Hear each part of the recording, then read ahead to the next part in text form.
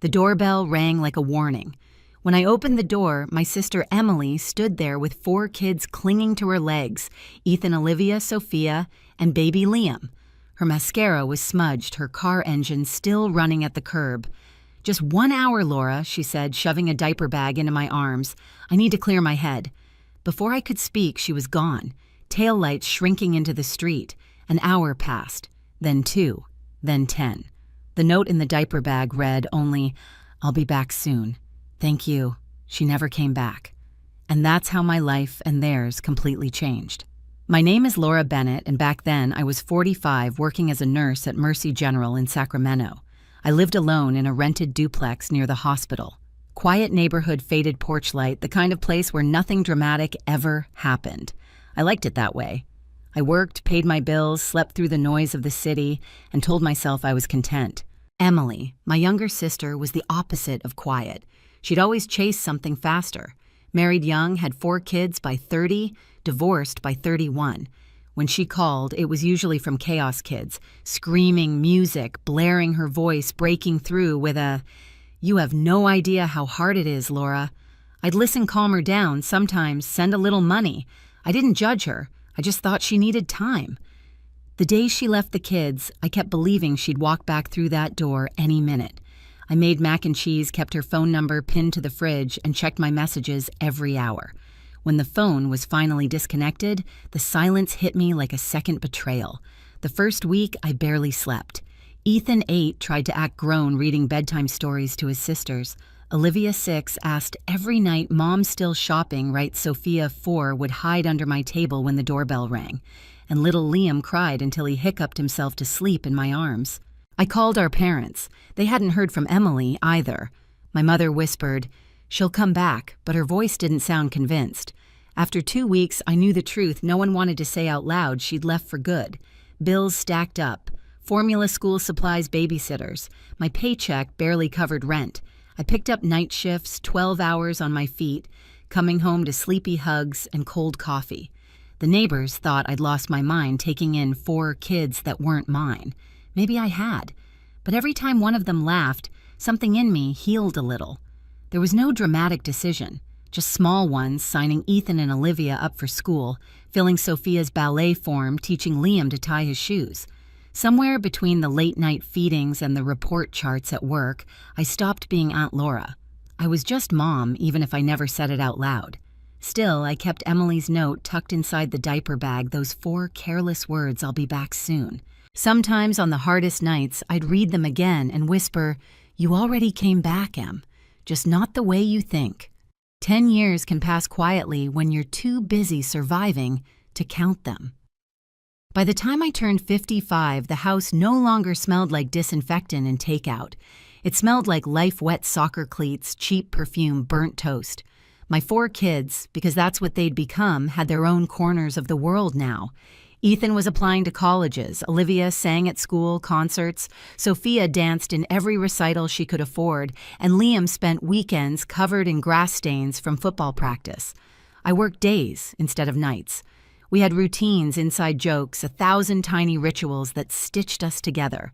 On Sundays, we'd pile on the couch, half asleep, watching old movies with popcorn in a mixing bowl. No one said it out loud, but this was a family. Ours. I didn't talk about Emily anymore. The kids had stopped asking around year 3.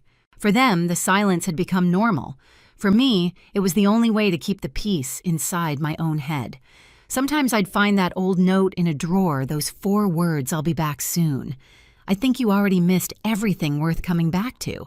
Still, a part of me stayed cautious. I kept every school certificate, every doctor's record, every bill with my name on it, proof that I had raised them, that I had built something real. I told myself it was for practical reasons, but deep down I knew it was fear. Fear that one day she'd return and try to take it all. One late afternoon, the house was golden with summer light. Olivia's voice drifted from her room. Sophia's ballet shoes tapped faintly on the floor. Liam's laughter rolled from the backyard. I was folding laundry when the doorbell rang, the same sharp 2-note sound that had changed my life a decade earlier. For a second, my body froze. My mind went blank. Then the sound came again, insistent, familiar. I walked to the door, my heart hammering, like it was trying to warn me. When I opened it, time folded in on itself. Emily stood there. Not the exhausted, messy version I remembered, but polished hair, sleek makeup, perfect. Next to her, a man in a tailored suit held a briefcase. "Hello, Laura," she said, smiling like we were strangers meeting for the first time. "This is my lawyer. We need to talk about my children." My hands went cold. Behind me, I could hear the TV shut off footsteps gathering in the hallway. 10 years of peace collapsed in a single breath. The man beside Emily stepped forward, voice smooth and rehearsed. "Michael Johnson," he said, handing me a thick envelope. "Ms. Turner is filing for custody of her children." Custody. The word hit harder than any slap. I stared at him, then at Emily. She crossed her arms, eyes cool, lips painted in some expensive shade of red. "You've been unlawfully keeping them from me for 10 years, she said. "I'm their mother, Laura. You had no right." Behind me, Ethan appeared at the top of the stairs, his voice sharp. "Mom, what's going on?"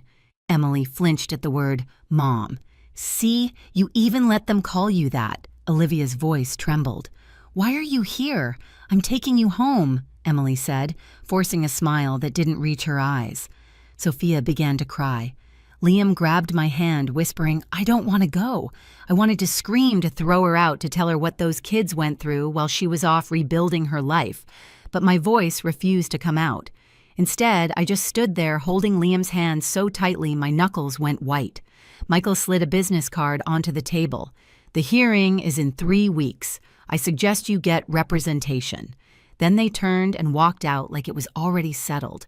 When the door closed, the silence was suffocating. The kids gathered around me, questions flooding in. Can she do that? Do we have to go? Are we in trouble? I couldn't answer a single one. That night, after everyone had gone to bed, I sat alone in the kitchen. The house that had always felt safe now felt like a ticking clock. On the counter lay the court papers, words blurred through my tears: custody, hearing, defendant. I opened the drawer where I kept things I couldn't throw away, old report cards, drawings, and at the bottom the note from that day: "I'll be back soon." 10 years ago I thought it was meaningless. Now it was proof she'd walked away by choice. My mind started piecing everything together like a nurse rebuilding a broken patient. I'd need evidence, witnesses, anything that could tell the truth louder than her lies. One name rose above the noise: Jason Turner, her ex-husband. He'd gone to prison years ago, but I remembered hearing he was out. Maybe he knew where she'd been all this time. I scrolled through my contacts until I found his number, fingers shaking as I hit call. Jason. "It's Laura," I said when he answered. "Emily's back. She's trying to take the kids." He went quiet for a long moment, then sighed. "I'm not surprised. She's after something. You should come by tomorrow. There's something you need to see." Something in his tone told me this wasn't just about family anymore. It was about truth and maybe, finally, justice. The next afternoon, I drove to Jason's apartment on the edge of town, a rundown complex that smelled of oil and cigarettes. Jason opened the door, looking older, calmer, maybe even regretful. "Come in," he said, moving aside. His living room was sparse: a couch, a TV, a photo of the kids from years ago. He didn't waste time. "I heard what she's doing," he said. "I figured she would, once she found out your parents left you that house." "So this is about money," I murmured. "It always was." He unlocked his phone, scrolled for a moment, then handed it to me. A friend of mine recorded this years ago. He didn't even know who she was until I told him later. The video began in a noisy bar. Emily was laughing, hair blonde, from a bottle, holding a drink like a trophy. 4 kids was just too much, she said. I needed to start over. Let Laura deal with them. Her friends laughed. Someone off camera said something about guilt, and Emily smirked. Guilt, I'm free now. My stomach turned. 10 years of sleepless nights, scraped together meals, missed birthdays, and she called it freedom. Can I use this? I asked, my voice barely above a whisper. Jason nodded. Use whatever you need. I'll testify if it helps. 3 weeks later, the courthouse smelled of floor polish and nerves. The kids sat beside me, dressed in their Sunday best. Olivia clutched Sophia's hand. Ethan's jaw was tight, a mirror of my own. Emily entered like she was stepping onto a stage. Designer dress, confident stride her lawyer a few steps behind. She didn't even glance at the kids. The bailiff called our case. Judge Robert Davis, gray-haired and stern, took his seat. The room settled into silence. Michael Johnson stood first. Your Honor, my client, Ms. Turner, was suffering from severe depression at the time she temporarily entrusted her children to her sister. Ms. Bennett then refused to return them, cutting off contact entirely. For 10 years, Ms. Turner was denied her rights as a mother. His voice was smooth, practiced. Emily dabbed at imaginary tears. When he finished, David Ross, my lawyer, rose. Your Honor, we have a very different version of events. He handed the judge a folder. Inside is the only note Ms. Turner left. It says, "I'll be back soon." That was 10 years ago. She never returned, never called, never wrote. Ms. Bennett raised these children alone, providing food, shelter, and education, all documented. Emily shook her head dramatically. I tried to call. She blocked me. David didn't flinch. Then why did she change her number? Why did she disconnect her email? And why Your Honor? Did she tell her friends something very different? The judge frowned. What do you mean, counselor? David turned toward the back of the courtroom. We have a witness. The door opened. Jason stepped in wearing a plain shirt and the weight of too many mistakes. Emily's face drained of color as he approached the stand. Mr. Turner, David said, how long have you known Ms. Turner? Since we were teenagers, Jason replied. Married for 10 years, 4 kids. After the divorce, did she maintain contact with her children? No, not once. And do you have something you'd like to present to the court? Jason nodded, unlocking his phone. The bailiff took it, plugged it into the screen. The lights dimmed slightly as the video filled the room. There she was, Emily younger but unmistakable, laughing in that crowded bar. Her words echoed against the courtroom walls. 4 kids was just too much. I needed to start over. Let Laura deal with them. The room went dead silent. The judge leaned forward. Olivia began to cry softly beside me. Ethan reached for her hand. Sophia looked away. Liam pressed against my arm, whispering, "She really said that." Emily stood abruptly. That was taken out of context. I was drunk. I didn't mean it. The judge's voice was sharp. Sit down, Ms. Turner. David spoke quietly but firmly. Your Honor, this is not a case about temporary custody. It's a case about abandonment. The judge turned to Emily. Where have you been living, Ms. Turner? In San Francisco, she said faintly. And how do you support yourself? I have friends, she stammered. Do you own a home? No. Do you have employment? Her lawyer tried to interrupt, but the judge raised a hand. No further questions. He turned toward me. Ms. Bennett, these children appear to be thriving under your care. Would you like to say anything before I make my ruling? I stood, legs trembling. Your Honor, I never asked to be their mother. I just couldn't let them be abandoned. I worked nights. I missed sleep meals, birthdays. I did it because someone had to. I did it because I love them. Ethan suddenly stood too. She's our mom, he said. She's the only one who ever showed up. The judge studied us for a long moment, then nodded. I've heard enough. He looked directly at Emily. Your claim that you were denied access to your children is unsupported by any evidence. The video confirms your intent to abandon them. Full custody is granted to Ms. Bennett. Ms. Turner, you are prohibited from contacting these children without court approval for 7 years. Emily's mouth opened, but no sound came. Her lawyer whispered something, but she just stared ahead, white as paper. As the gavel struck, Olivia sobbed into my shoulder. Sophia wrapped her arms around Liam. Ethan exhaled, shoulders shaking. I wanted to stay strong, but the tears came anyway. Emily was escorted out, still whispering, "They're my kids." The judge didn't even look up. "They were," he said. "You gave them up when you walked away. When it was over, I walked out into the sunlight, the kids surrounding me like a shield." The courthouse doors closed behind us, and for the first time in a decade, I felt the weight lift. Justice didn't roar. It whispered. It came through quiet truths and the kind of love that never needed an apology. The weeks after the trial felt strangely calm, like the air after a storm. Emily disappeared from the city. Her lawyer sent one last notice about appeal options, but nothing ever came of it.